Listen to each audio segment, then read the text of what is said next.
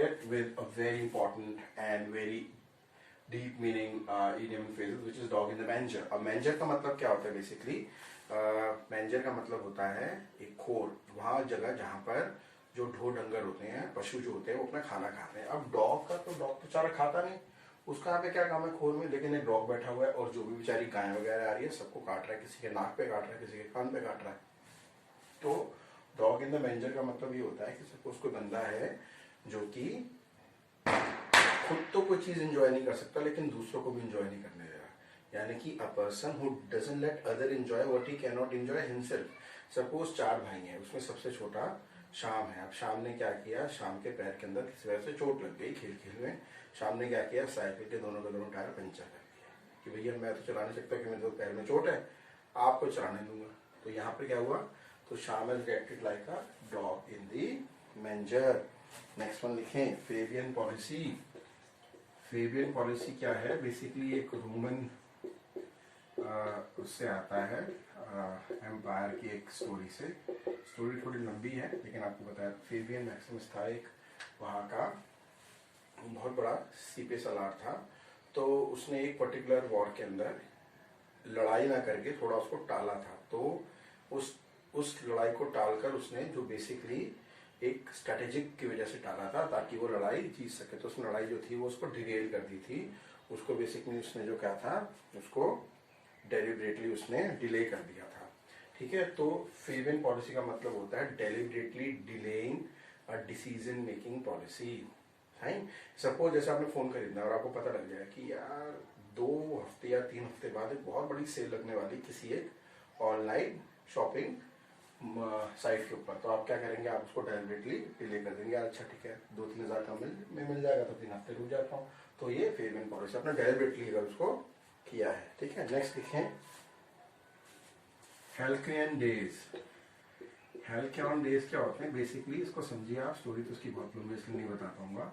हेल्कियन days का basically होता है कि हेल्कियन डेज होते हैं डेज ऑफ अटर काम, काम के बहुत दिन, ऐसे दिन जहाँ डेज ऑफ अटर काम, काम हिंदी वाला काम नहीं, मतलब शांति के दिन, जहाँ पर आपको जैसे सपोज आप जिस दिन अपना पेपर क्लियर कर लेंगे, आपका पेपर पास हो जाएगा, उसके बाद आपके पास काफी बड़ा एक हेल्कियन डेज रहेगा, शांति के दिन होंगे। नेक्स्ट लिखें, Herculean task. Herculean task, Herculean task क्या होता है, हरकुलिस आपने देखा होगा, हरकुलिस कौन थे, बहुत ही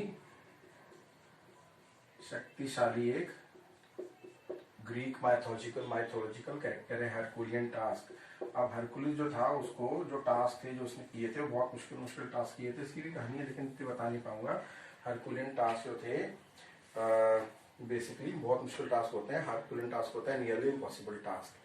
बेसिकली हरकुलिस जो था उसको एक सजा मिली थी जिसके थ्रू उसने एक राजा के पास रहना था, जो राजा उसका प्रतिद्वंदी था, उसके यहाँ पे सेवक के तौर पे रहना था 12 साल तक। अब आप किसी अपने विरोधी के यहाँ पर ऐसे सेवक रहेंगे 12 साल तक, तो आपको कैसे टास्क देगा, मुश्किल टास्क देगा। तो इसलिए उनको हरकुलियन टास्क बोलते हैं, मुश्किल टास्क। और हरकुलिस ने वो सारे के सारे पूरे किए थे, तभी वो हरकुलिस कहलाए। ओके धन्यवाद। अब हम आगे चलते हैं। नेक्स्ट देखिए, पोर ओवर। देखिए वैसे पोर ओवर का, पोरिंग का तो मतलब होता है पानी डाल दीजिए, please pour the water in my glass, यानी मेरे ग्लास में पानी डाल दीजिए, पोरिंग। लेकिन यहाँ पर पोर ओवर का मतलब कुछ और है। यहाँ पोर ओवर का मतलब है टू एग्जामिन समथिंग थॉरोली, किसी चीज का अच्छी तरह निरीक्षण करना। नेक्स्ट लिखिए, क्रॉस सॉर्ड। क्रॉस्ड सॉर्ड्स यानी कि तलवारें जो हैं वो क्रॉस हो गई हैं, तलवारें जो हैं वो खिंची हुई हैं, तो क्रॉस सॉर्ड्स। अब ये क्रॉस सॉर्ड्स का मतलब क्या होता है, देखिए ये तो एक गेस कर लिया होगा आप सबने, राइट। तो क्रॉस सॉर्ड्स का मतलब आपको क्या लग रहा है, क्रॉस सॉर्ड का मतलब है टू फाइट और to not be in according to someone, यानी किसी के साथ एग्री ना होना, किसी के साथ प्रतिद्वंदता रखना, किसी के साथ सेम लेवल पर, सेम चीज पर राजी ना होना। नेक्स्ट लिखिए, stand still. Stand still, like अभी कोरोना में क्या, एवरीथिंग इज स्टैंड स्टिल, सब चीजें जो हैं वो रुक सी गई हैं, थम सी गई हैं। A situation where everything is at complete halt, यहाँ रुक जाते। लॉकडाउन के टाइम पे तो बिल्कुल ही स्टैंड स्टिल हो गया था, है ना। नेक्स्ट है cool as a cucumber. Next is cool as a cucumber, इसको बोलते हैं a very cool-headed person, a very cool-headed person, a person who is utterly calm and controlled, जो अपने गुस्से पर, अपने हर चीज पर कंट्रोल रख सकता है, उसको बोलते हैं cool as a cucumber, very calm and controlled person.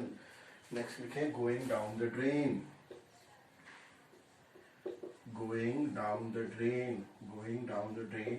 Drain तो आप समझते हैं, ड्रेन का मतलब होता है नाली, और यहाँ है गोइंग डाउन द ड्रेन, तो मतलब इसका मतलब है टू वेस्ट समथिंग थॉरली, किसी चीज को पूरी तरह से बर्बाद कर देना. नेक्स्ट है leaving someone in the lark, leaving someone in lark.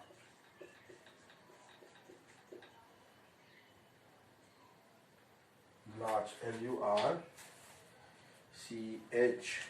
तो leaving someone in the large का मतलब है किसी को बीच में छोड़ देना, किसी को मझधार छोड़ देना, ठीक है, किसी का स्ट्रगलिंग टाइम पे उसको छोड़ देना. To leave someone in the middle of their struggling time, यानी किसी के साथ दुविधा है, कोई टर्मोइल चल रहा है, कोई और चल रहा है, उसके बीच में आप उसको छोड़ देते हैं. 11th में लिखिए ग्रीजिंग समवन्स पाम, किसी की हथेली पर ग्रीजिंग यानी कि तेल लगाना.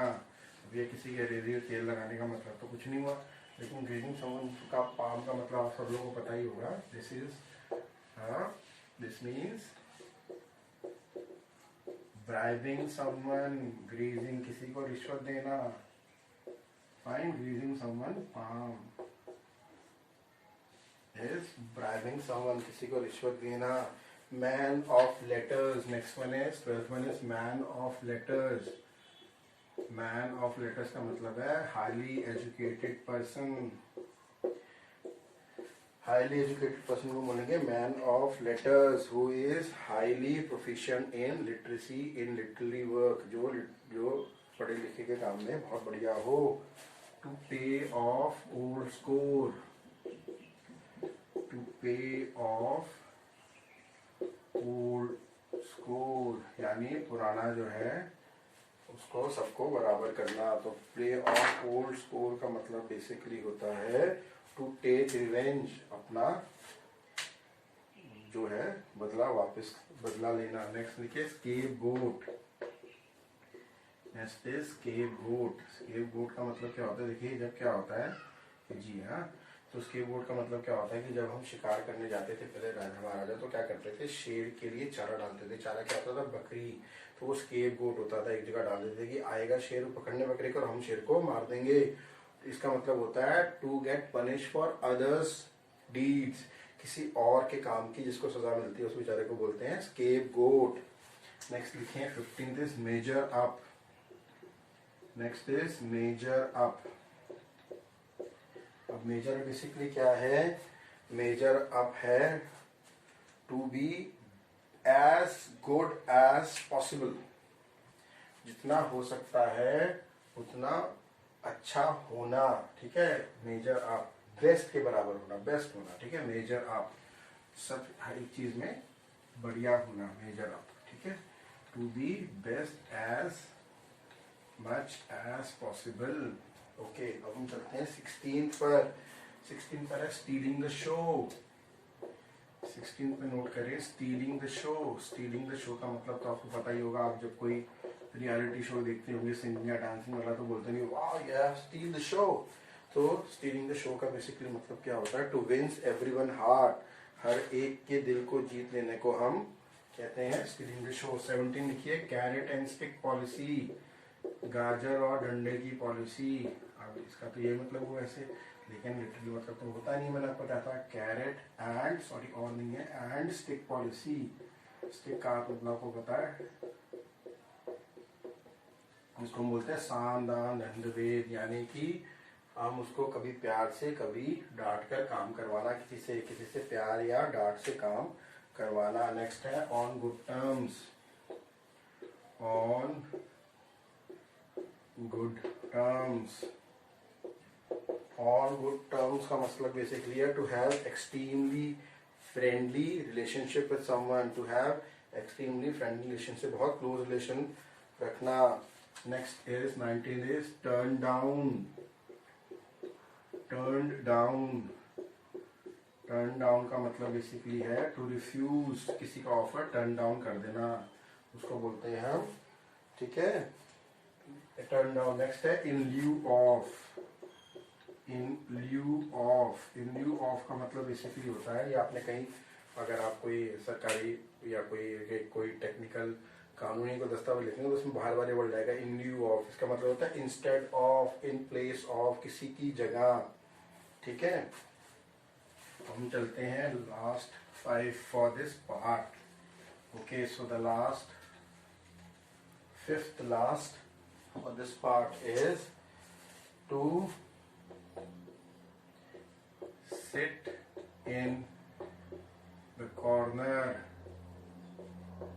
to sit in the corner, इसका मतलब होता है कि कॉर्नर में जाके बैठ जाना, या फिर बेसिकली मतलब ये है कि कोई चुपचाप बैठ जाना, किसी चीज में कोई इंटरेस्ट ही ना लेना। To sit in the corner, he just came to the class and sit in the corner, मतलब कि वो क्लास में आता है और चुपचाप बैठ जाता है, कुछ करता रहता नहीं, यानी कि कोने में बैठता है, मतलब कुछ करता रहता नहीं, चुपचाप आके बैठ जाता है, ठीक है। नेक्स्ट है to sit in judgement, to sit in judgement, इसका मतलब है किसी के बारे में बिना उसको जाने उसके बारे में कोई जजमेंट दे देना। To criticise someone without knowing him, किसी के बारे में कुछ भी बोल देना, अच्छा मानना बुरा मानना विदाउट नोइंग, ये बहुत अच्छा है बहुत बुरा है, अरे जाने तो सही उसको तभी तो बोल पाए, ठीक है। नेक्स्ट है to lose panic, next is to lose panic, to lose head, sorry, to lose head, to lose head का मतलब होता है to panic. Next is to lose head, इसका मतलब होता है टू पैनिक, घबरा जाना।